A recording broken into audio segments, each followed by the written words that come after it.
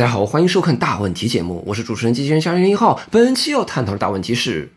如何看待死亡。虽然死亡对我们在座大部分人来说并不是一个急迫的问题，但是首先伴随着我们的成长，我们身边的亲人会相继离世，尤其是那些从小伴随着我们长大的我们所挚爱的至亲们，他们的相继离去，他们的死亡提醒着我们所珍视的亲情、友情、爱情似乎并不是永恒存在的。更为重要的，身边的亲人朋友的故去呢，也提醒着我们每个人都会死，我们自己虽然暂时还活着，我们自己也终有死去的一天。死亡到底意味着什么呢？按照最直观的理解，死亡就意味着我的消失，意味着完全的虚无，什么都没了。我来过，然后就悄无声息地走了。我曾经感受过的世间的一切美好，一切美食、美景、美丽的爱人和朋友们，我都无法再感知了。这个世界将会彻底与我无关，我将会完全消失，我将会投入无尽的黑暗。于是问题就在于，如果人注定要死，那么生有什么意义呢？我们为什么要努力的去打造更好的生活呢？既然这一切都会灰飞烟灭，我们为什么要好好生活呢？这个问题时刻困扰着我们，死亡的阴影投射在了我们活着的每一天，让我们的日常生活总是伴随着对死亡的焦虑和对死亡的恐惧。死亡的阴影就像是悬挂在每个人头上的达摩克里斯之剑，我们生活的每一天都在等待死亡的宣判。我们从一出生就被判了死刑了。一个人不出意外的话，一辈子也就2万多天，出了意外那就更说不准了，死亡可能随时到来。我们活着的每一天就像是被上了发条，随着我们逐渐长大，一天天变老，脸上的皱纹渐多，两鬓渐白，这就好像永远有个倒计时在我们心中滴答滴答滴答的作响，时刻提醒着自己，我离那个大限越来越近了。为了应对死亡焦虑和死亡恐惧呢，我们很多人也是有应对的方法的。应对的方法就是通过日常的忙碌和吃喝玩乐来让自己忘记自己终有一死。我们上班下班，吃喝玩乐，娶妻生子，操劳在日常的事物中，我们于是就没工夫去想自己终有一死了，我们似乎就忘却了自己终有一死。尤其是我们中国人我们中国文化就教导我们尽量不要提死。其实不单单是我们中国的文化了，世界上有很多文化都有避讳提死的习俗，这都是通过刻意忘却死亡，好像我们真的就不会死一样。但是死亡的阴影阴魂不散，在你充斥着吃喝玩乐、忙忙碌碌的一天过后，夜幕降临之际，突然死亡的阴影毫无征兆的再度迸发出来，让你觉得眼前的一切都失去了光彩。你瘫坐在床边，气喘吁吁，浑身发抖，无力再做任何事情。你想象到亲人将会离你而去，想象到自己也会突然消失，想象到所有美好的回忆和未来的憧憬都将成为泡影。好了，开题部分我们就不渲染太多的死亡焦虑了。本期节目呢，主要是来治疗死亡焦虑的。我们这期节目就来分享3位大哲学家对死亡问题的看法，希望能够为我们克服死亡焦虑带来一些启发。由于本期节目属于是哲学家治病救人系列和之前的大问题节目如何克服虚无主义、如何克服不能自制一样本期节目也采取哲学家专家会诊的形式。本期出场的3位哲学家大夫分别是古希腊哲学家苏格拉底、古希腊哲学家伊壁鸠鲁以及德国哲学家海德格尔。这3位大夫呢，会针对死亡焦虑和死亡恐惧这个病情呢，做出不同的病因诊断，然后针对他们不同的诊断呢，开出相应的药方，最终需要你来评一评哪位专家的方子更适合你的病情。好，下面进入会诊正片，首先有请苏格拉底大夫出场。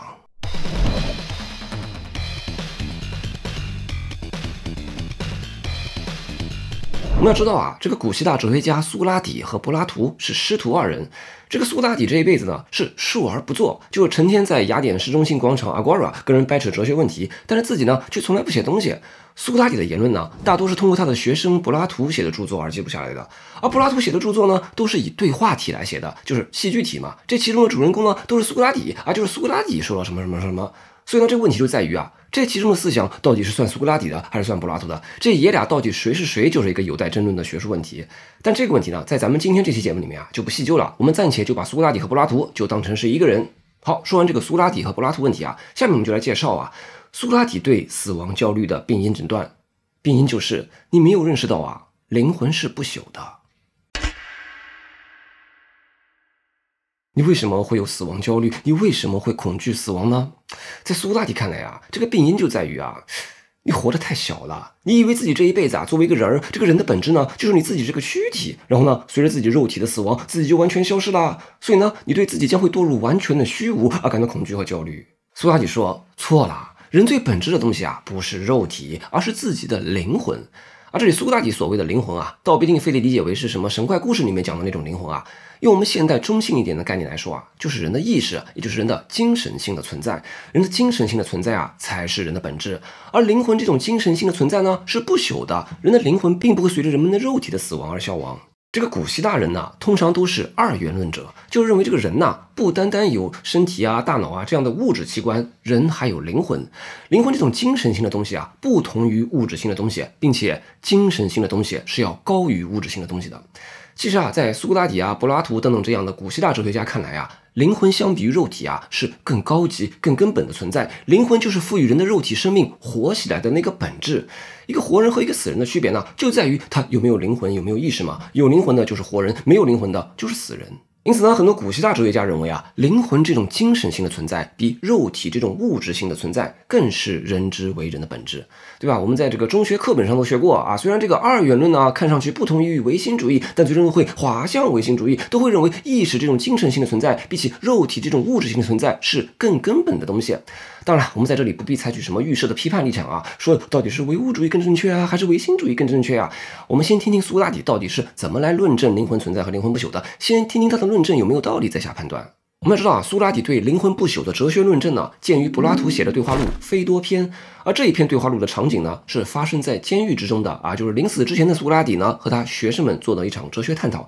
在这次探讨中呢，苏格拉底做出了灵魂不朽的论证，所以呢，这篇对话录的副标题啊，也叫做《论灵魂》。对灵魂不朽的哲学论证，是哲学家苏格拉底人生中进行的最后一次哲学探讨。我们都知道啊，这个苏格拉底是怎么死的？这是柏拉图的《申辩篇》记录的内容啊。苏格拉底是在雅典公民大会上被500个雅典公民以民主投票的方式判处了死刑的。这个民主杀死了哲学，这就很讽刺了啊。苏格拉底的罪名是败坏青年和不敬神。苏格拉底之死这件事可以说和耶稣之死并称为2大影响西方文明的死亡事件。所以苏格拉底本人是真正直面过死亡的，而且不是那种寿终正寝的死亡啊，而是突发性的非正常死亡。在申辩篇中被判处死刑以后啊，苏格拉底在临刑前的这段时间，苏格拉底本人面对自己的死亡的态度和他采取的行动，就是他的死亡哲学。苏格拉底面对自己死亡的态度就是，他一点也不惧怕死亡，他采取的行动用4个字形容，就是从容赴死。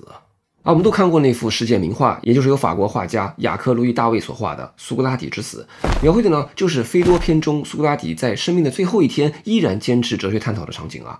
按照这个雅典的规矩啊，得到日落之后才能执行死刑。大家想到老师苏格拉底日落时分就要死了，都万分悲痛，也不知道该说点啥。而苏格拉底呢，却跟个没事人一样谈笑风生。学生们就问苏格拉底啊，你为什么一点不惧怕死亡呢？苏格拉底等的就是这个。趁这个最后时间不多了，咱们还是抓紧聊聊哲学吧。于是苏格拉底开始了对灵魂不朽的哲学论证。苏格拉底不单单是给了一个论证啊，而是从多个角度来论证了灵魂不朽啊。我们这里整理归纳了3个典型的论证，分别是相反相生论证、回忆论证以及本质属性论证啊。我们一个一个来说啊。相反相生论证的前提一是，一切事物都是从它相反的东西里面生成的。这怎么理解呢？就比如说啊，这个大的东西是从小的东西生成的，就是小的东西变大嘛。那相反也是嘛，小的东西也是从大的东西生成的，就是大的东西变小嘛。同理呢，冷的东西和热的东西也是相反相生的，就是变热和变冷。那美的东西和丑的东西也是相反相生的，就是变丑和变美。那正义的事物和不正义的事物也是相反相生的，就是变不正义和变正义等等等等。这个能理解吧？那么前提2是2个相反的事物之间啊，有一对彼此对称的转变过程，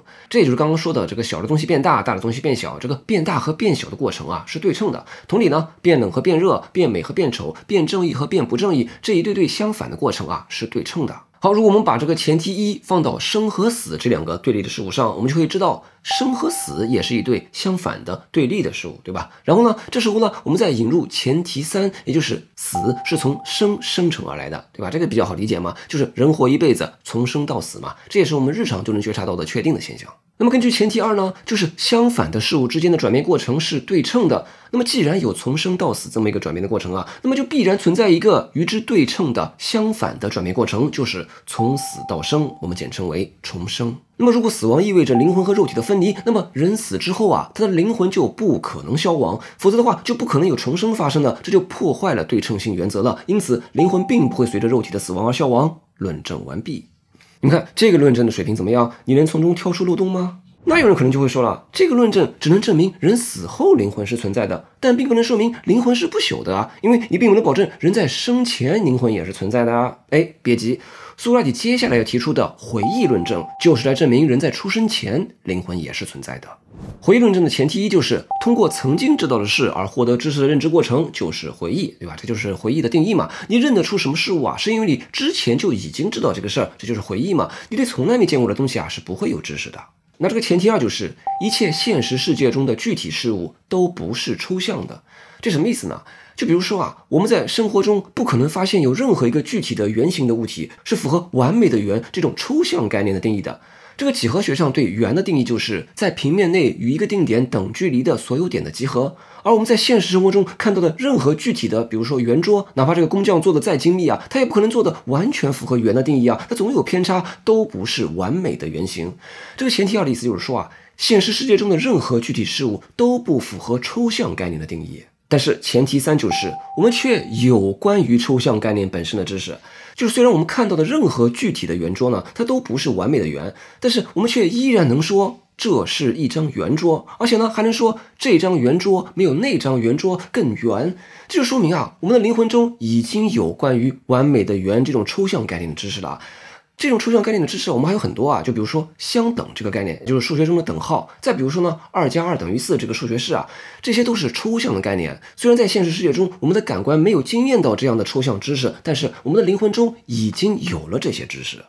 那么前提四，知识要么来自于出生前，要么来自于出生之后，因此推出了推论一，关于抽象概念的知识啊，它肯定不是来自于出生之后嘛，因为之前说了嘛，这个出生后的现实世界里面没有任何具体的事物是符合抽象概念的。因此得出推论二，关于抽象概念的知识啊，只能是先天的，是我们出生之前就拥有的，对吧？结合这个前提一对这个回忆的定义嘛，这就只能说明啊，在我们的肉体出生之前，我们的灵魂早已经见过这些抽象概念的知识了啊，打引号的见过啊。所以呢，在肉体出生之后呢，我们的肉体感官看到这些不够圆的具体的圆桌的时候啊，我们才能回忆起关于完美的圆的抽象概念的，对不对？因此结论就是灵魂在肉体降生之前就存在，论证完毕。这个论证很有说服力，对不对？其实啊，我们自己凭常识也能感知到啊，就是有一些知识啊，真不是我们后天在经验世界里面学习得来的，而真就是生而就有的。而且呢，现在的一些心理学啊、脑科学的研究啊，也证实了人是有先天知识的。这个回忆论证啊，也是和苏格拉底和柏拉图提出的这个理念论学说相通的。这个理念简单理解，也就是抽象的概念嘛，是一种精神性的存在。大家想啊，什么样的东西是永恒不朽的呢？物质性的东西都会朽坏，木头会腐烂，钢铁会生锈，人的肉体也会死亡。但精神性的概念，比如说圆的概念，比如说相等的概念，比如说2+2=4，这些精神性的概念是永恒存在的。哪怕宇宙毁灭喽，2+2也等于4。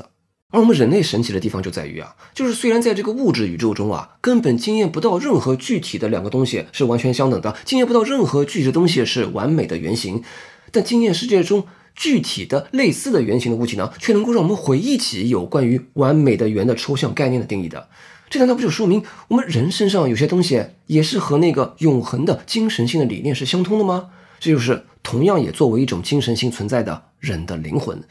精神性的理念是不朽的，因此灵魂也是不朽的。论证完毕。好，我们说回去啊，做完了相反相生论证，我们得出结论，灵魂在肉体死后存在；做完了回忆论证，我们得出结论，灵魂在肉体出生之前也存在。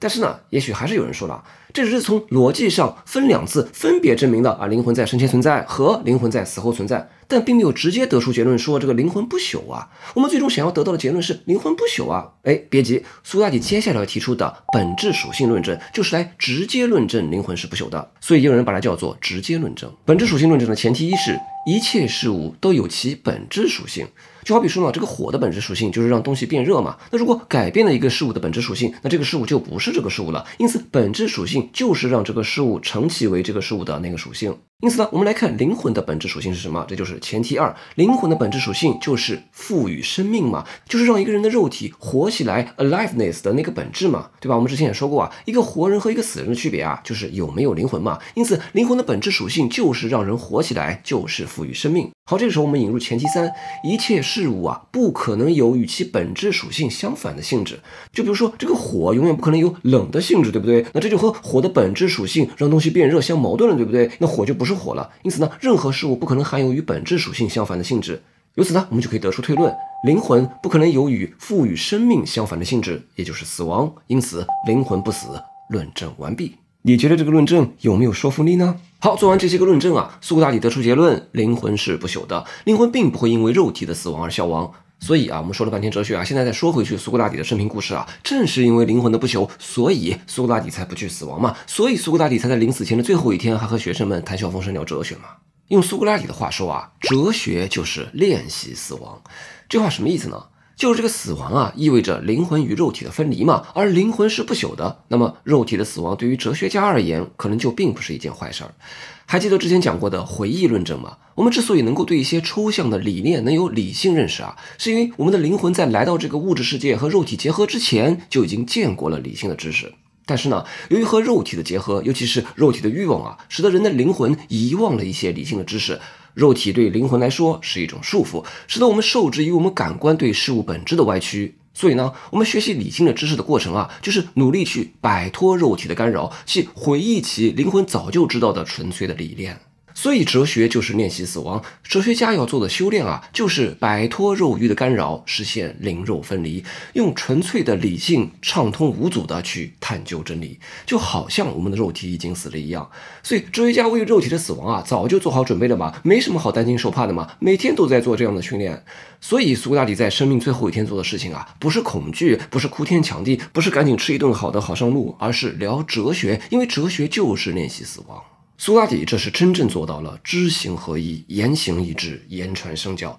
用英文说，苏格拉底就属于是 live by his thought， 就是他的哲学思想是什么样的，他就这样去生活，对吧？不用在生活中你唯唯诺诺，在哲学上你重拳出击啊，就是我用理性来论证一下灵魂是不朽的，所以死亡并不可怕。但在自己真正遭遇死亡的时候，那吓得不行，对吧？但是苏格拉底呢，却做到了知行合一。我在道理上想清楚了，我就能做到；我在哲学上论证出死亡不足惧，所以我就不害怕死亡。这个《斐多篇》中记载啊，学生们来看这个苏格拉底的最后一面嘛，都是非常悲痛、哭天抢地的。我们从这个苏格拉底之死这幅画里面也能看到啊，就是很多学生都哭得不行了，但是这个苏格拉底就搁那儿淡定自若的掰扯着哲学问题，做着哲学论证，这个逻辑非常有说服力。结果搞得很多哭着的学生呢，也都哑口无言了，跟着也不哭了。就这老师说的还挺有道理的，对不对？但到了最后一刻，太阳落山了，负责行刑的官员把毒酒给端上来了，在场的学生再也绷不住了。就这个行刑官说啊，其他犯人在执行死刑的时候啊，总是表现出拒绝，对行刑官总是骂骂咧咧的，但只有苏格拉底表现得非常配合，乐呵呵的啊。苏格拉底愉快地接过了毒酒，一饮而尽，还问行刑官这个药量够不够啊？还配合行刑官的建议啊，就是这个喝完毒药呢要来回走动，有助于这个药效发挥作用嘛。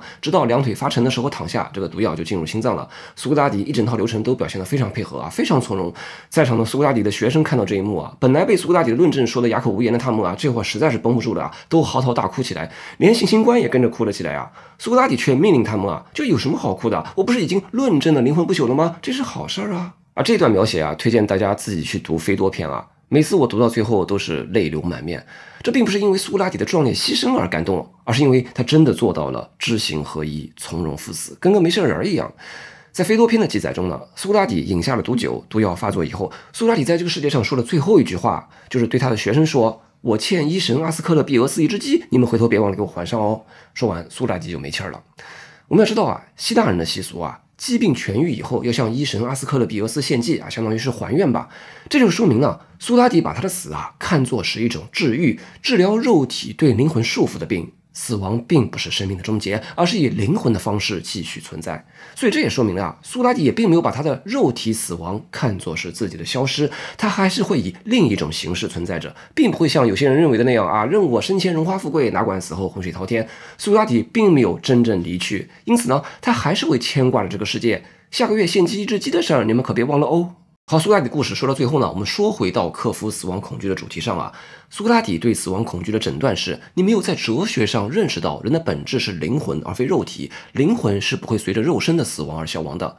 其实啊，这个诊断啊，也就是苏格拉底开出的药方。如何克服死亡恐惧呢？诊断就是药方，诊断是通过哲学论证来论证出灵魂不朽，药方同样也是搞哲学，或者说爱智慧。刚刚之前在苏格拉底的诊断部分呢，主要是苏格拉底在临死的最后一天，也就是菲多篇的场景，在监狱中做出的灵魂不朽的论证啊。而说到药方部分呢，我们如何克服死亡恐惧呢？简单说啊，就是找到那个比自己肉身更大的永恒的东西，与这个永恒的东西相连接。这在苏格拉底看来就是爱智慧。那要说到药方部分呢，剧目呢就要从菲多篇的场景切换到会饮篇的场景呢。既然苏格拉底已死，现在就让我们来回忆苏格拉底生前参加的一场酒局。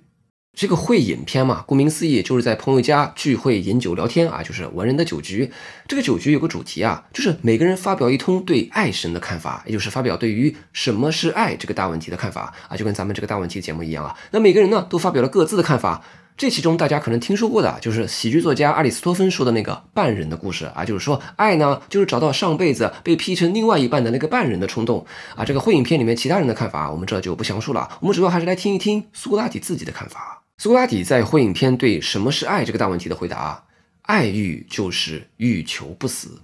生命最大的恐惧就是死亡，而爱让我们对不朽有一种渴望。爱欲是对有限性的超越，人的爱欲的目标啊，就是想要成为神，像神一样永恒不朽。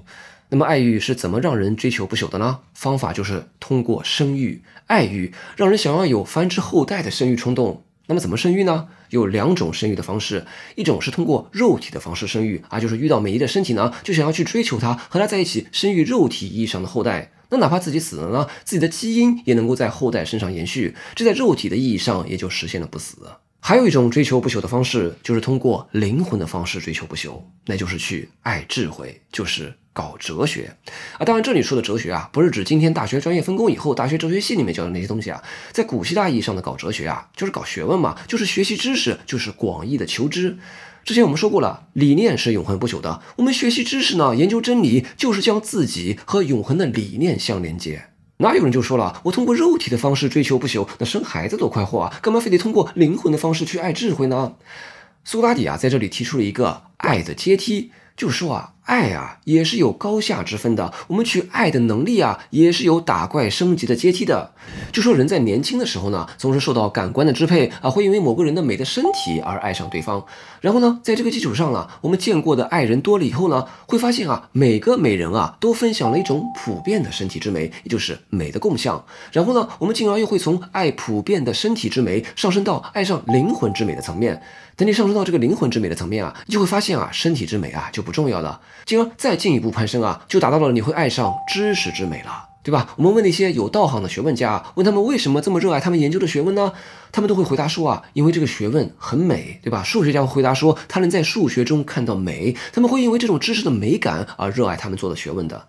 那这个爱的阶梯的最高阶段就是爱美本身，美本身就是美的理念，就是关于美的知识、美的真理。爱欲的最高境界就是爱真理，就是爱智慧。所以在这个意义上啊，苏格拉底会认为啊，男人与男人之间的同性爱欲是更高贵的，因为它不涉及生育嘛。啊，虽然男同之间的爱啊，也摆脱不了垂涎美少男的身体美色这么一个爱的初级阶段啊，但是比起异性之爱啊，同性之爱更有精神恋爱的成分。因为在古希腊的男同性恋传统里面啊，年长的那一方的爱者啊，同时也要担任做年轻那一方被爱者的老师，传授给他一些德行和知识。所以呢，同性之爱更有精神恋爱的成分。所以我们今天常说的柏拉图式的爱情啊，这个很多人啊以为就是精神恋爱，还有很多人啊认为非得是同性之间的爱啊。其实啊，在柏拉图的语境中啊，你得放到整个爱的阶梯的语境中来说啊，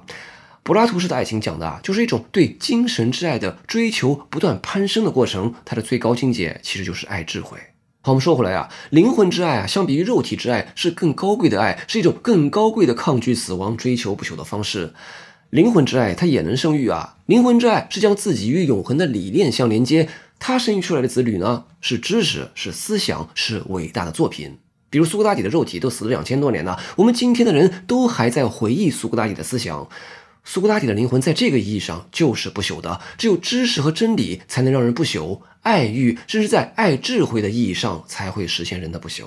当然苏格拉底的意思啊，倒也不是要大家完全否定肉体之爱啊。他也说了，爱的阶梯必然是从肉体之爱起步的，只不过呢，肉体之爱是爱欲的初级阶段，等你上升到灵魂之爱的层面啊，你就会觉得肉体之美也没有那么美了。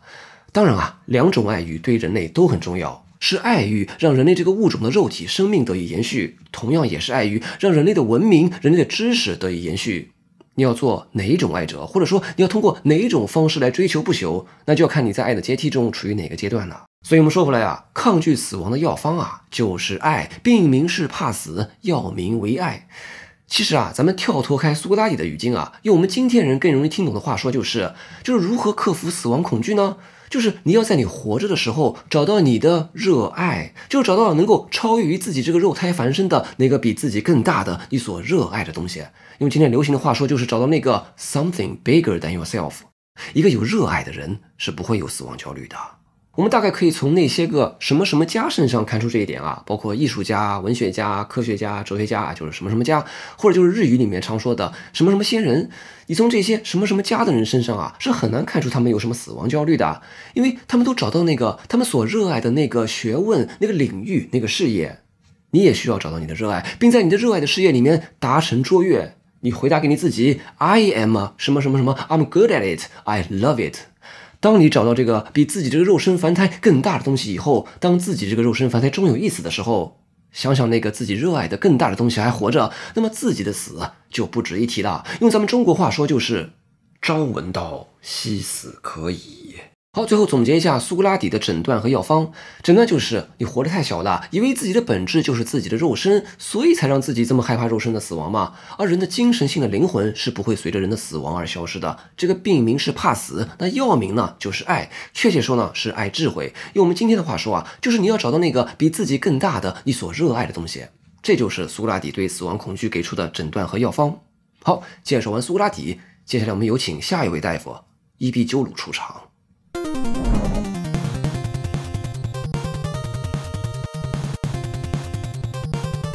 伊壁鸠鲁是比苏格拉底更晚一些的古希腊哲学家，跟苏格拉底情况一样啊。我们在介绍伊壁鸠鲁的学说的时候啊，也不细究到底哪些是伊壁鸠鲁本人的思想，哪些是他在罗马时期的传人卢克莱修的思想啊。我们这里统称伊壁鸠鲁啊。我们都知道啊，伊壁鸠鲁主张一种快乐主义的哲学，认为追求快乐就是人生的意义和目标。那么在这种快乐主义人生观的指导下，伊壁鸠鲁认为阻碍人们形成快乐主义人生的最大障碍就是对死亡的恐惧，人生痛苦最大的根源就是死亡恐惧。因此，伊壁鸠鲁要做的主要工作就是教大家克服对死亡的恐惧。这个伊壁鸠鲁哲学里面啊，有很大一部分就是克服死亡恐惧的。可以说啊，找伊壁鸠鲁大夫治疗死亡恐惧啊，属于是专家门诊了，对吧？伊壁鸠鲁大夫专治怕死。而伊壁鸠鲁对死亡恐惧的诊断呢，属于是多方面多角度的综合诊断。伊壁鸠鲁收集了市面上的人们各种对死亡恐惧的各种病因啊，总结出了3条诊断，也就是人们恐惧死亡啊，无非就是出于3种原因，要么就是惧怕死后灵魂会受苦，要么呢就是惧怕死后灵魂就消失了，要么呢就是惧怕死亡剥夺了自己享受以后的快乐。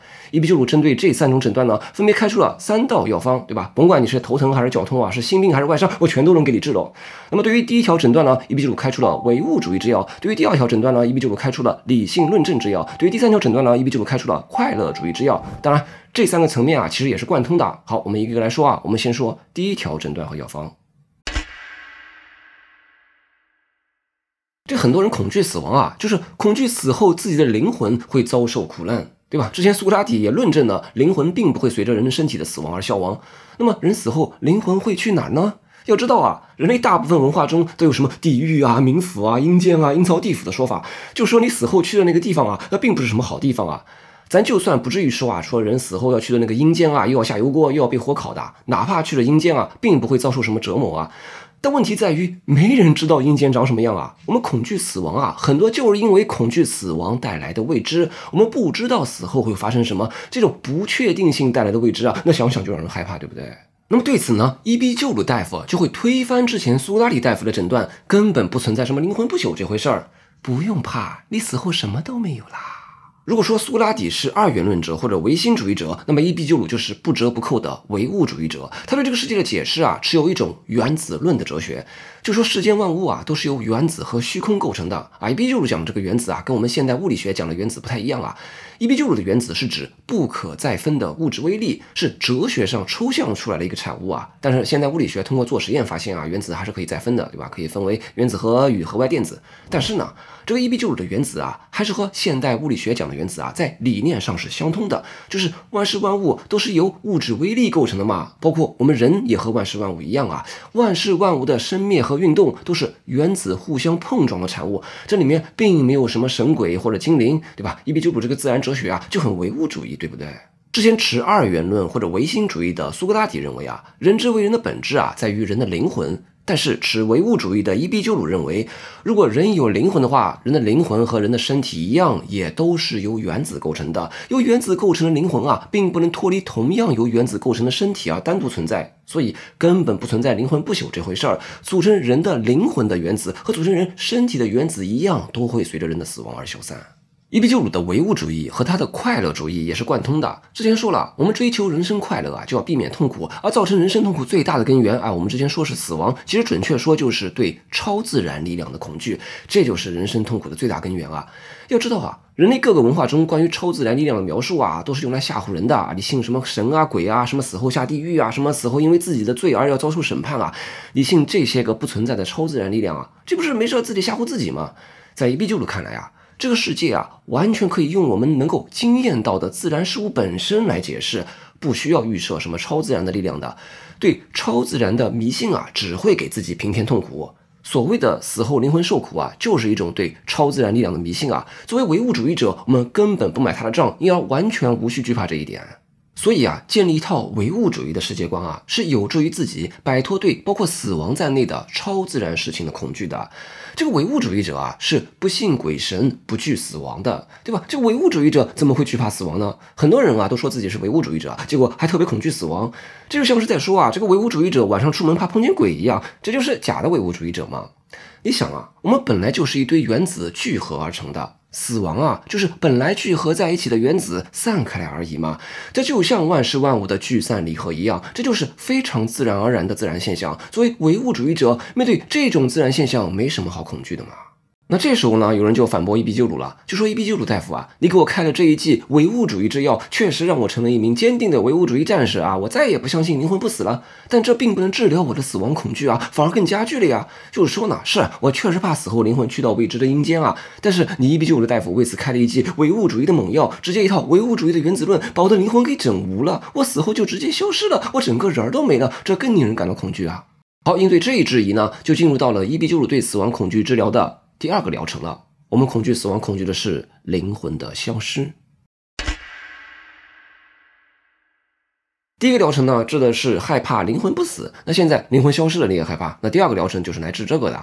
很多人惧怕死亡啊，其实惧怕的不是死后灵魂受苦啊，也不是惧怕死的时候会经历痛苦。其实怕死啊，怕的就是自己的消失，对吧？我们怕死其实并不是怕疼啊，哪怕死的时候一点也不疼啊，你属于是安乐死的，但你还是会怕死，对不对？那么对于这种因为灵魂消失而恐惧死亡的病因呢，伊壁鸠鲁大夫将会如何治疗呢？伊壁鸠鲁认为啊，你之所以会因为灵魂的消失而害怕死亡啊，是因为啊，你没想清楚，你只是基于一种直觉就觉得，哎呀，灵魂消失好可怕，好可怕。但这种直觉啊，只要你冷静下来，通过理性想清楚了，这种直觉啊，其实一点都没道理。因此呢，伊壁鸠鲁用了两个非常理性、非常雄辩的哲学论证啊，又是哲学论证啊，来证明基于灵魂消失而恐惧死亡这种直觉呢，一点也没道理。第一个论证呢，我们把它叫做缺失性论证；第二个论证呢，我们把它叫做对称性论证。缺失性论证的步骤是这样的，就是前提一是死亡是灵魂的消解啊。经历过之前第一段唯物主义的疗程呢，就是不存在灵魂不死这回事啊，这是我们现在共同承认的前提。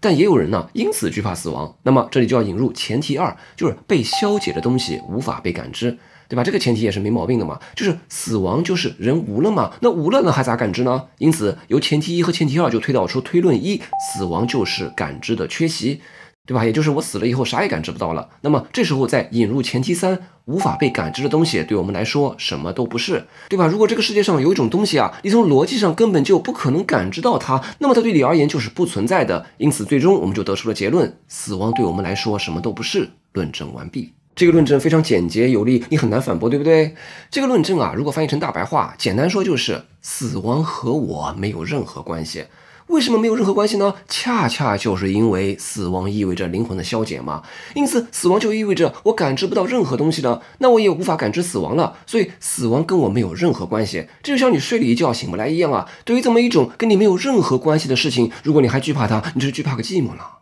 伊壁鸠鲁还做了一个主体缺失的论证啊，和这个感知缺失的论证啊也是一样的逻辑啊，就是说呢，死亡为什么不可怕呢？是因为啊，死亡和我不可能同时在场。我在的时候呢，死亡不在；等死亡来了呢，我已经不在了。所以呢，我和死亡啊，永远不可能打上照面。对于这么一个我们根本不可能打上照面的事情，我们为什么要惧怕它呢？好，这是缺失性论证。那么第二种论证呢，是对称性论证。对称性论证的逻辑啊，也非常简洁有力。前提一是我们从来不会为出生之前自己不存在的状态而感到惧怕，从来没有，对不对？那么前提二是出生前和死亡后的时间是对称的，所以前提一加前提二就得出了结论，我们也不该为死后自己不存在的状态而感到惧怕。论证完毕。这两种论证可能违反你的直觉，但是呢，你发现是不是道理上很难反驳，对不对？这就说明啊，你之所以会因为死亡意味着灵魂的消失而惧怕死亡啊，这只是出于一种未经反思的直觉。这种直觉呢，就是错的。你只要通过你的理性仔细想清楚以后，就会发现啊，这种直觉一点都没道理。所以呢，这第二个疗程啊，伊壁鸠鲁大夫主打的就是别遇到什么事儿啊，就凭直觉反应，你得想清楚。死亡这事儿呢，你只要你想清楚以后，其实也并没有什么可怕的。好，那么死亡既然并不可怕，那我们应当如何生活呢？要知道啊，我们克服死亡恐惧啊，为的就是趁我们活着的时候快快乐乐的生活，对不对？生死看淡，为的就是及时行乐。这就是伊壁鸠鲁抱持的快乐主义的哲学，对吧？我们只有真正摆脱了对死亡的恐惧，才能真正活得逍遥。生死看淡以后，也没什么好焦虑的了嘛。这一辈子咱就好好追求快乐，做人最重要的就是开心，对不对？好，这个时候啊，又有人跳出来反驳了，说不对啊，伊壁鸠鲁大夫啊，我认可你的快乐主义的哲学，我也认为人生的意义就在于追求快乐，但是我还是会恐惧死亡啊，为什么呢？恰恰就是因为死亡剥夺了我死后可能会享受的快乐啊，对吧？如果我认同伊壁鸠鲁的快乐主义，那么就会反对伊壁鸠鲁克服死亡恐惧的看法，这种反驳就属于是用魔法打败魔法了。应对这一质疑呢，就进入到了伊壁鸠鲁对死亡恐惧治疗的第三个疗程了。我们恐惧死亡恐惧的是死亡剥夺了我死后享受快乐的机会。说死亡剥夺了我死后享受快乐的机会啊，这种说法其实是在说啊，死亡打断了我完整的人生历程，对吧？我们经常在这个文学影视作品里面听说啊，一个人如果要死了，他会发出悲叹，说哎呀，我还没娶媳妇儿我就要死了，或者说哎呀，我还没抱孙子我就要死了。这个言下之意啊，娶媳妇儿或者抱孙子啊，是一种人生必经的快乐，对吧？我们叫做天伦之乐嘛。这些快乐啊，都是我们渴望享受的。如果我现在死了，我的人生经历就是不完整的，就是遗憾的。死亡剥夺了我人生必经的一些快乐。这就好像这个人生啊，必须是要像打卡一样啊，人生必经的50件事儿啊，吃一顿米其林3星打勾啊，去一趟西藏旅游打勾，结一次婚，要死了，这个勾没打上，这就很不好，对不对？所以呢，要实现人生的快乐呢，就要把所有这些勾都给打上才算完整，对不对？但是伊壁鸠鲁会说啊，这种对快乐的追求啊，预设了这样一个前提啊，就是快乐是累积性的啊，就是吃完了鸡腿再吃冰激凌，那这样的快乐就比只吃鸡腿更多啊。我们把所谓的人生必经的50件事儿，这个勾打得更多呢，就比打得更少就要更快乐，对不对？但是伊壁鸠鲁说啊，真正值得追求的快乐啊，它不是这种累积式的快乐，真正值得追求的快乐啊，是一种恒久的状态。这种状态呢，它不是在时间中累积出来的。伊壁鸠鲁呢，据此区分了2种快乐：动态的快乐 （kinetic pleasures） 和静态的快乐 （catastematic pleasures）。动态的快乐呢，主要就是指身体的快活，美酒啊、佳肴啊、美景啊、唱卡拉 OK 啊、性快感啊等等等等啊。这种快乐呢，大多都是短暂的啊。我们上一期节目里面讲过，这种动态的快乐呢，就难逃一种快乐主义的悖论，就是它很短暂，到手呢就没那味儿了，因此呢，就还需要不停的积累。所以呢，它有一个在时间中数量累积的概念。但是静态的快乐呢，它不是一个量的积累，而是一种持久的精神状态。这种持久的精神状态呢，简单说就是灵魂的安宁和内心的平和，就是淡泊临静，临静致远。所以我们说到这儿啊，要反复强调一下，伊壁鸠鲁虽然总被人贴上快乐主义者的标签啊，但是伊壁鸠鲁所诉求的快乐主义啊，不是那种动态的快乐啊，就是直接的感官刺激啊，就那种大鱼大肉啊，放纵欲望的快乐，不是的。相反呢，伊壁鸠鲁认为啊，这种身体的直接的快乐啊，是应当避免的啊。除了刚刚说的快乐主义的悖论啊，就是这种快乐来得快，去得也快，是转瞬即逝的，等它到手了，反而就没那味儿了，剩下的就只是空虚。更重要的呢，就是沉溺于这种直接的动态的快乐呢，反而会给你造成痛苦。比如说暴饮暴食，虽然能带来直接的快乐啊，但这往往会导致疾病，反而不利于身体健康。比如说追名逐利呢，是很刺激，但得不到的话，又会让你垂头丧气，感受到极大的挫败感。追求这种动态的快乐呢，就会搞得你灵魂不得安宁，而灵魂的不安宁是伊壁鸠鲁极力要避免的。而真正值得追求的快乐呢，就是灵魂的安宁状态，也就是第二种静态的快乐，这是一种恒久的快乐，而这是需要修炼才能达成的。那么怎么样才能修炼成这样的快乐的状态呢？伊壁鸠鲁给出的答案啊，就是搞哲学，就是进行哲学思辨啊。这里说的还是古希腊意义上的广义的哲学啊，就是搞学问嘛，就是学习知识，就是求知，用中国话说就是究天人之际。当你通过搞哲学，通过研究学问，通过究天人之际，你就会修炼出内心的安宁，这才是一种高级的快乐。当你修炼成了这种灵魂的快乐状态，死亡的恐惧从而就会烟消云散了。所以我们说回到人对死亡恐惧的第三种病因啊，就是惧怕死亡打断了我以后会享受到的快乐啊。那是因为啊，人们总是沉浸于第一种低级的快乐，也就是在时间中可累积的动态的快乐，而不是去追求那种持久的、恒久的、非累积性的灵魂的快乐状态。一旦你实现了后一种快乐，死亡就并不会削减你这种灵魂的快乐。在这一点上，伊壁鸠鲁和苏格拉底可以说是殊途同归，都是通过搞哲学抵御死亡恐惧，也是一种朝闻道夕死可矣的精神。伊壁鸠鲁的药方说到最后啊，我们可以看出啊，这三个诊断和药方啊是贯通的，其实都是强调了死亡恐惧啊，其实是由于人们的知识水平不够而迷信超自然的力量，从而形成的蒙昧的错觉。而要克服死亡恐惧呢，我们就要努力提高自己的知识水平和理性反思精神。通过理性反思，我们消解掉了对超自然力量的迷信，建立了唯物主义世界观。通过理性的反思，我们论证得出死亡与我们无关。通过理性的反思，我们研究知识，探究哲学，从而获得一种静态的、恒久的灵魂的快乐，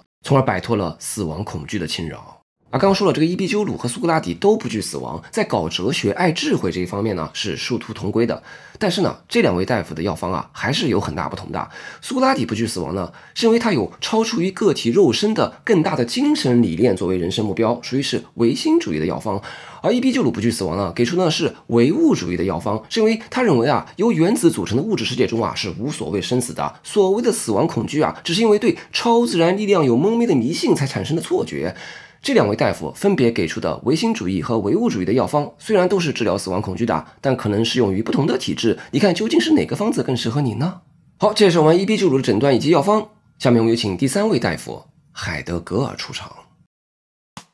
在这里插播一段节目说明啊，咱们这个大问题系列节目啊，典型的形式就是哲学家开会，一起来探讨和争论一个大问题。所以呢，我们并不仅仅是科普或者哲普一些哲学家的观点啊，我们也想听听你对于这个大问题的看法。你是否认为节目中介绍的观点成功的回应了本期大问题？或者你可以发表你认为更好的回应方案。请关注微信公众号大问题 Dialectic， 发送死亡问题即可收到本期大问题节目的文字版，这也方便你通过文字阅读的方式参会。我们邀请你同哲学家们一起参与到对这个大问题的研讨会之中，请投出你的一票，并在研讨会中发表你对于这个大问题的看法。好，参会说明就介绍到这儿，我们继续下半场的会议。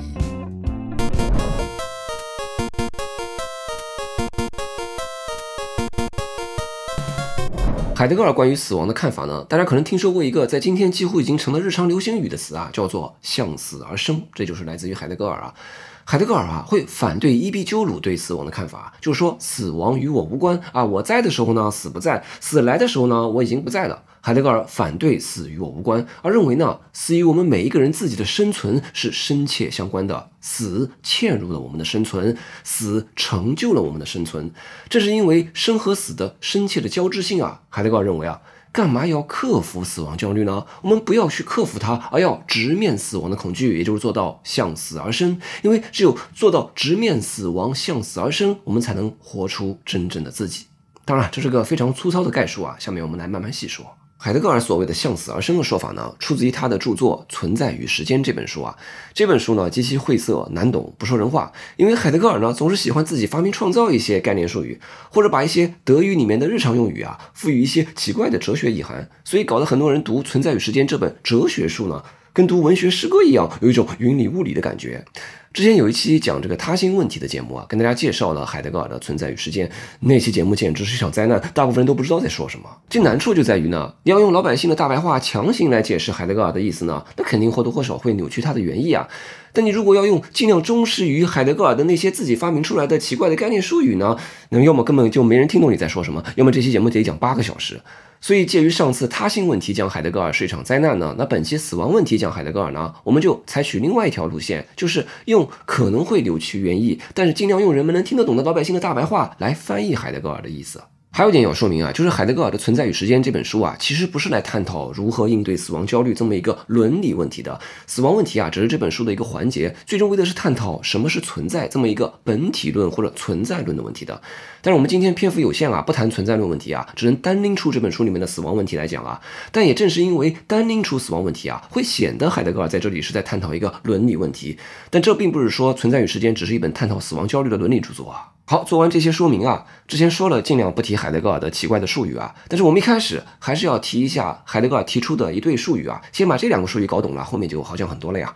这两个术语啊，也就是海德格尔区分了人的生活的两种状态，一种是本己的状态，另一种是非本己的状态啊。用大白话简单说啊，本己的状态啊，就是属于自己的啊，老百姓的话说就叫做活出我自己，活在本己状态中的我啊，就是我自己，我的活法是不可替代的啊，这就是本己的生活状态。而非本己的状态呢，就是我不是我自己，我的这种生活方式啊，不单单属于我，它可以属于好多其他人、其他东西，它是标准化的，是平均化的，是可以替代的，这就是非本己的啊，这个好理解吧？这海德格尔认为啊，这个人呐啊，就是我们自己所示的那个人啊，它是一种特别特殊的东西啊。海德格尔把人叫做此在，当然咱们节目里面还是叫人啊，不必复杂化。这个人不同于万物的区别啊，就是其他东西都是固定现成的存在物啊，一块石头就是一块石头，一部手机就是一部手机，而这个人则不一样，人总是本己的，每个人都是他自己，对不对？人是开放的存在者，人是没有模板的，人总是面向可能性的存在者。套用法国存在主义哲学家萨特的一句名言啊，就是人呐是存在先于本质的，人没有特定的本质，人总是面向可能性去存在的，对吧？我既可以成为一名程序员，又可以成为一名UP主，我完全由我自己拍板决定，我不是固定的，我永远不会是什么，我永远在成为什么。你想啊，我们总说啊，要做我自己，我不一样，我要活出不一样的自己，我就是我，是颜色不一样的烟火，这就是人之为人，人不同于万物的体现啊！再说一遍啊，人的生存啊，没有固定的模板的，人总是本己性的，人总是面向可能性而生存的。但是呢，吊诡的地方来了啊，就是虽说人不同于万物啊，在于人总是面向可能性而生存的，人总是本己的。但是呢，人从一开始呢，却是以一种非本己的样式示人的，也就是说，人明明本来是个人儿，但却从一开始把自己当成了物，也就是非本己的样式。就是我不是我自己呗，我是按照别人提供的生活模板而生活的，我在扮演别人，我没有为自己而活。在谈治疗死亡问题之前啊，海德格尔大夫最先是要来治自己不是自己这个病的呀。我们虽然每个人都是不一样的自己，但从一开始呢，大部分人呢却是以扮演他人而开展自己的生活的。你想想你自己的日常生活是不是这样？你的生活方式是你自己拍板、自己决定、自由选择出来的吗？你是你自己吗？你活出你自己了吗？你想啊，你从小就为了满足爸妈的期待而活，为满足老师的表扬而活，为满足领导同事的评价而活，为提供孩子的补习班学费而活。你有为你自己活过吗？你每天的生活呢，周而复始，每天早晨起床、上班、摸鱼、下班、干饭、玩手机、打游戏、刷朋友圈。当然啊，你每天看起来很繁忙，看起来很充实的样子，但你每天做的事情呢，也没什么反思，就是跟着生活的惯性，东搞搞西搞搞，搞来搞去，也不知道成天在搞什么，反正也就这么搞了。你每天该吃吃，该喝喝，啥事不往心里搁，日子这么对付着，也就对付过去了。然后平时闲下来呢，你没事找人闲扯淡啊，人云亦云，也不知道自己在说啥，媒体上说啥，你就跟着说啥，哪怕你是打着追求个性的旗号啊，也是媒体上说什么有个性就去追求这个个性，对吧？你没事刷个短视频，发弹幕玩梗啊。前段时间呢，大家都在刷基你太美啊，你就不停的复读基你太美。那过段时间呢，又开始不停的复读进退自如了。反正你也不知道为啥要重复说这些梗，你就只是跟着别人做复读机。这个非本己状态中的人呢，他不是他自己，那他是谁呢？海德格尔把非本己状态中的人叫做常人，德语是 Das-Mann。常人是什么人呢？用土话说也是我们常说的正常人就是集合了社会主流看法速成的特质于一身的平均状态的人英文也有翻译叫做 the they， 所以呢，这个 Das-Mann也可以翻译成他们他们就是正常人，我也是正常人，我就是他们。他们怎么活，我就怎么活；他们谈论什么，我就谈论什么也就是一种随大溜的生活方式他们上大学都报计算机专业了，我也要报计算机专业他们放假都去日本网红景点打卡了，我也要去日本网红景点打卡他们都用 MBTI 人格测试了，我也要给自己测一下 MBTI 人格。他们都在网上开始吐槽某某某了，我也要掏出键盘和他们一起重拳出击。当你向别人做自我介绍的时候，说我是一个学计算机专业的，喜欢去日本旅游的，讨厌某某某的，背着 LV 包包的，具有 INTJ 人格的人，你呀，其实并不是在介绍那个独一无二的、充满可能性的自己，你实际上是在介绍他们，就是在介绍 Dustman， 你在介绍他们给你贴的标签，你企图用他们给你贴的标签来描述自己，你在扮演他们，你企图让他们为你设定一个身份，让他们替你来活。海德格尔把这种沉浸在常人世界里面的状态也叫做沉沦 fail， 就你沉沦久了以后呢，竟都忘了你自己，你都忘了自己是存在先于本质的这就是一种非本己的生活状态。那你听了可能会觉得，哎呀，这种沉沦的生活方式确实不太好，这不就丧失自我了吗？我要活出我自己，我要摆脱常人世界，我要回归到本己的状态中去。这里补充一点本己性的生存，摆脱常人世界这倒不是说你自此就要把其他人当成 NPC 了这个世界就唯我独尊了，不是的。相反你也会以本己性的方式看待其他人，把其他人也看作是本己性的生存者的。你会把别人看作是一个不一样的他自己，就像你把你看作是一个不一样的你自己一样。那怎么样才能回归到本己的状态中去呢？海德格尔说回归的契机是有的，因为这个常人世界是有 bug 的，这个 bug 会时不时的造成系统宕机。这个宕机的表现就是，当你沉沦在常人世界里面，突然之间一种情绪陡然来袭，这种情绪就是畏。畏的德语是 Angst， 中文学界通常翻译成畏它的英文是 anxiety， 就是焦虑嘛。所以呢，你也可以把 Angst 理解为一种莫名的焦虑。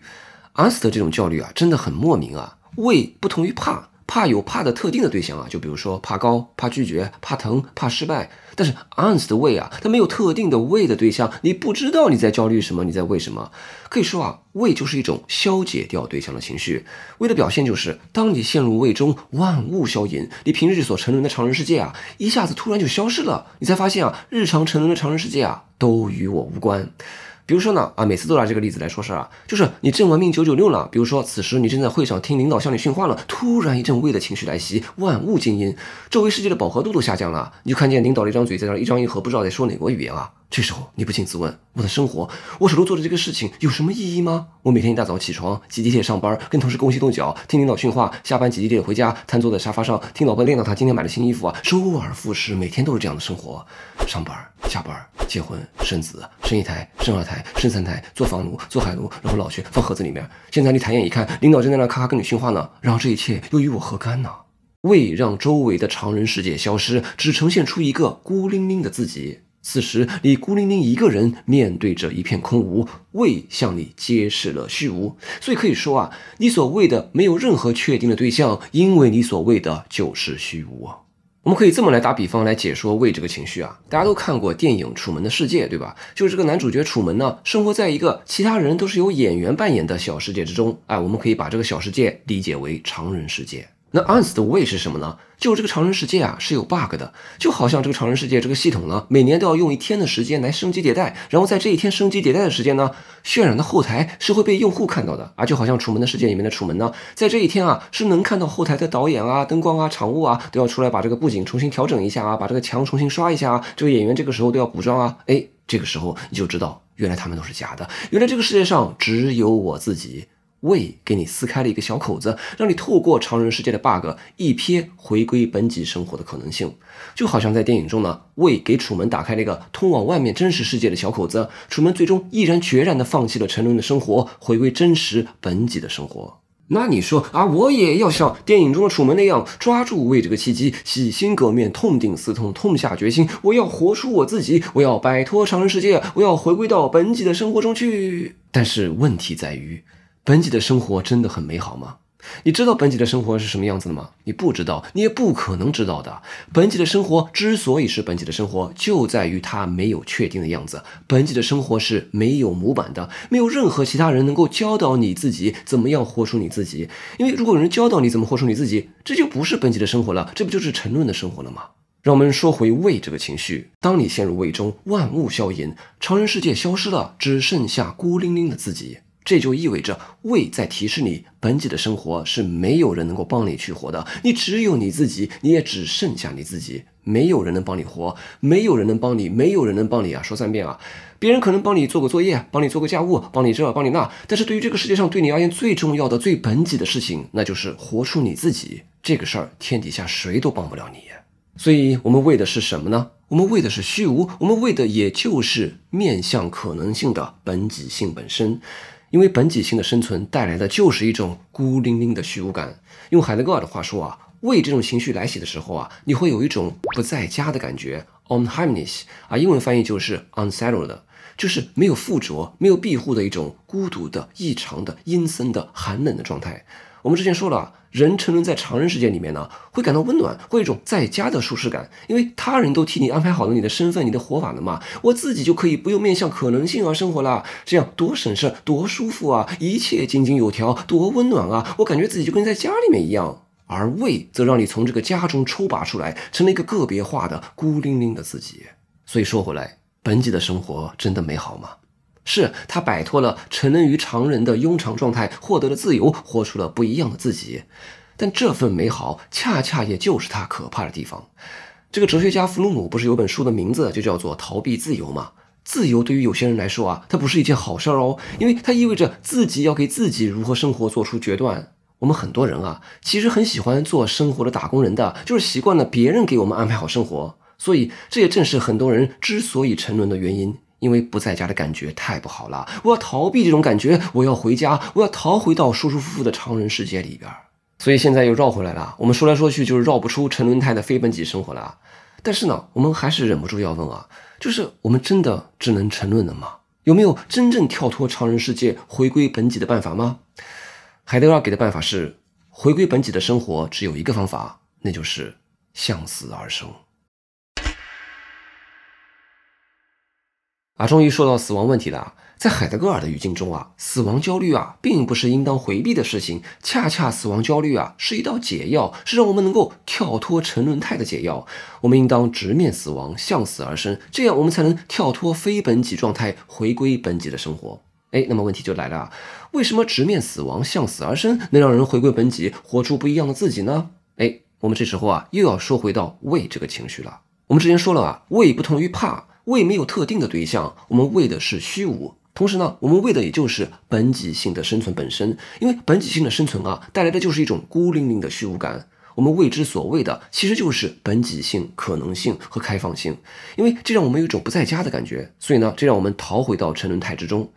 其实啊，我们为的也不单单是自己本己性的生存，我们为的也是死亡，为也是畏死。畏死不是说我们说的那种怕死哦，就是怕自己被车撞死，或者说病死或者老死啊，而就是一种莫名的死亡焦虑。为本己性的生存和畏死是同一件事情的一体两面，为生和为死是一回事儿，因为都是在为一种本己性、可能性和开放性嘛，就是一种不在家的感觉。为什么说死也意味着一种本己性和可能性呢？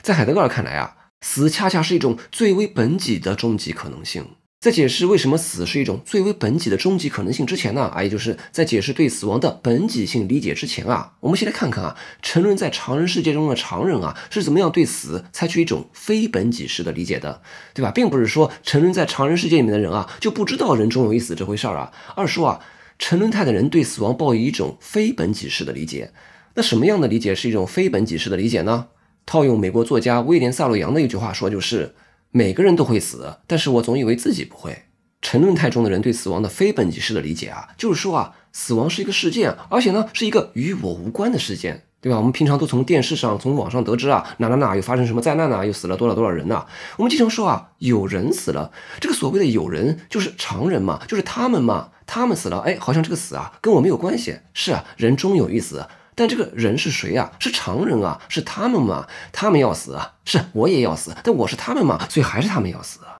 对死亡的非本己理解呢，就类似于我们前面介绍的伊壁鸠鲁对死亡的看法，就是死亡与我无关嘛。我在的时候呢，死亡不在；等死亡来了，我已经不在了，所以死亡与我无关。我无需在活着的时候为死亡感到焦虑。这在海德格尔看来啊，都是一种对死亡的非本己的理解，就是那既然死亡与我无关，死亡既然没有到来，那我就不必为它操心，我就依然可以在常人世界里面操持我的日常事务，东搞搞西搞搞，搞来搞去，继续沉沦啦。而对死亡的一种本己的理解是，死是一种不可避免的可能性。一方面呢，死亡是一种可能性，也就是说呢，我不知道自己会在什么时候以一种什么样的方式死去。用海德格尔的话说，死亡是一种悬铃，就像达摩克里斯之剑一样啊，随时可能落下，但我又不确定它会在什么时候以什么样的方式落下。死亡是一种可能性，但它又是一种不可避免的可能性，就是我终有一死，逃无可逃。而且呢，死亡这种可能性呢，是一种终结我所有其他可能性的终极可能性。更重要的呢，就是这种不可避免的终极可能性仅仅属于我自己，是一种最具本己性的可能性，只能由自己独自一人来承担。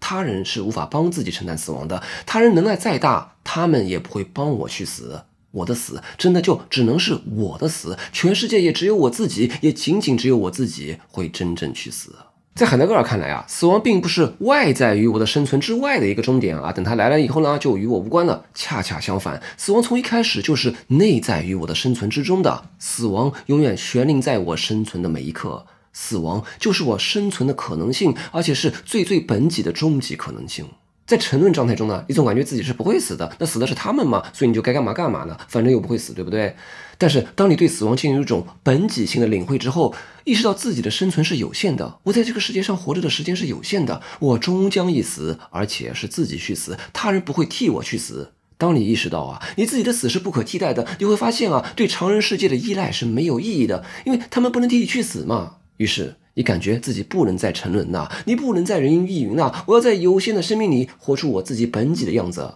我就从沉沦于常人的非本己的状态中被抽拔了出来，我就成了我自己，我要面向可能性而生活，我要活出不一样的自己。所以笛卡尔有句名言叫做我思故我在，但是海德格尔会说我死故我在。我只有面向死亡这种终极可能性而生存，我才是我自己，我才真正的存在。另外呢，苏格拉底和柏拉图也有句名言啊，我们之前也提过了，叫做哲学就是练习死亡啊。我们放到海德格尔的语境中来说啊，你不是逃避本己性的生存吗？你不是抗拒本己性、抗拒可能性吗？那么怎么克服这种抗拒呢？那就是以毒攻毒嘛，你要直面对你而言那个最具本己性的那个终极可能性，也就是死，也就是在活着的时候练习死亡。就是说啊，你要在活着的时候啊，先行到死中去领会那个最具本己性的终极可能性，那你回过头来就知道怎么本己性的活了。我们要本己性的面对死，就像我们要本己性的面对生一样，生死一体，生和死都是本己性的一体两面。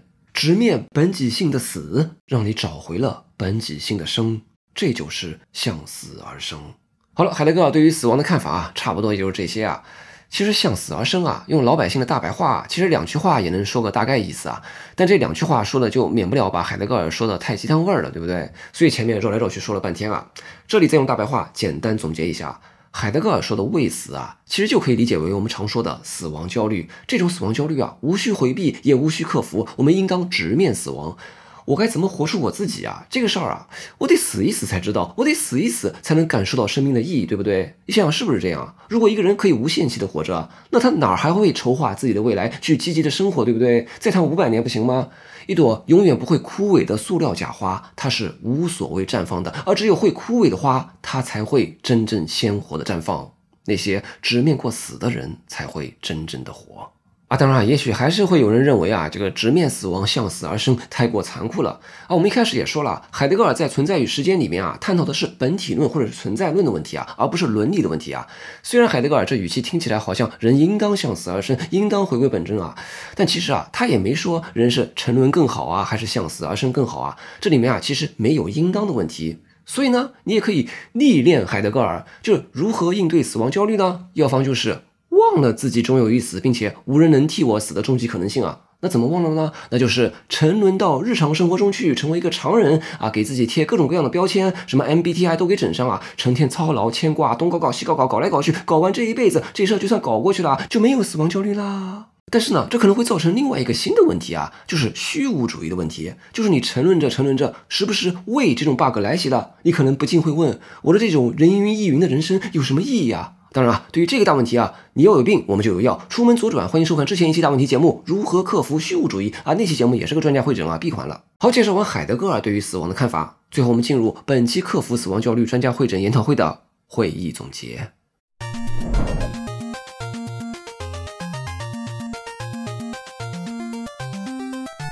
本期大问题节目，我们进行了一场针对死亡恐惧的专家会诊。简单总结一下，苏格拉底对人之所以有死亡恐惧给出的病因诊断是，把自己作为一个人的本质就局限在了自身的肉体感官，而没有认识到人之为人的本质在于人的精神性的灵魂，人的灵魂并不会随着肉身的死亡而消亡。苏格拉底对克服死亡恐惧开出的药方就是要将自己的灵魂与永恒的知识和理念相连接，也就是爱智慧。当你找到那个你所热爱的比自己的肉身凡胎更大的东西之后，自己肉身的死亡也就再也不值一提了。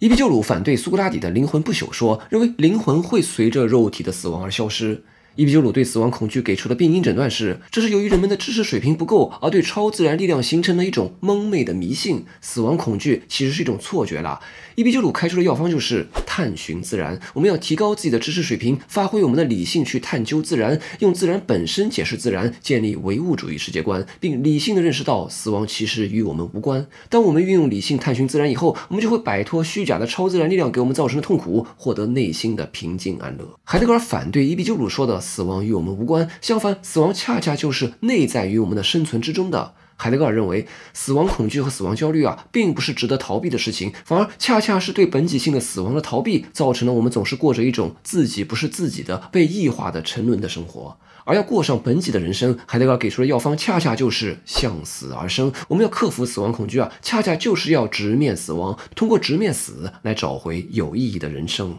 今天介绍的这3位哲学家大夫对死亡恐惧做出的诊断和药方，你认为究竟哪一款更适合你的病情呢？或者关于如何看待死亡这个大问题，有没有你认为更有道理的回答？如果人注定要死，那么生有什么意义呢？这个问题看起来很困扰人，但是呢，换个角度想想是的，我会死，而且没有人替我去死。但是呢，这个世界上所有人都会死不仅仅是我会死，每一个比我富贵的、比我贫穷的人都会死，每一个比我高尚的、比我卑劣的人都会死，每一个比我勇敢的、比我懦弱的人也都会死。我们所有人，无论你生前有多大的幸福、多大的成就，我们都会死。都说人人平等是个迷思人和人生来并不平等，但在死这个问题上，确实是人人平等的，每个人都会死。这么想想呢，好像我自己的死又不是那么绝望的问题，因为我们所有人都会死。其实我们不妨反过来想想这个世界本应当是虚无，而它却存在过。海德格尔在他的《形而上学导论》这本书中的第一句话就是：为什么万物竟然存在而不是无？ Why are there beings at all instead of nothing？ 这就是形而上学的基本问题。也就是说呢，这个世界竟然存在，它是没有道理必须要存在的它完全是可以不存在的但是它竟然存在。这个形而上学问题呢，也可以套用到我们的生死观上。死是一个常态，而生却是一个奇迹。我的生就是一个奇迹我本不应当生的没有任何充足理由说我要生来到这个世界上，感受到这个世界上的一草一木，感受这个世界的知识和信息。但是我竟然活过，我竟然感受过这个世界的奇妙的一切。如果死意味着归于本来的虚无，我或许应当惊奇的是，我竟然活过。在我们死的时候，又在自己的墓碑上惊奇地刻下这3个字：我活过 I was alive。 关于如何面对死亡这个问题，欢迎你也同哲学家们一起参与到对这个大问题的讨论之中。他们的看法发表完了，现在轮到你来发言了，请在视频下方评论区投出你的一票，并发表你的看法。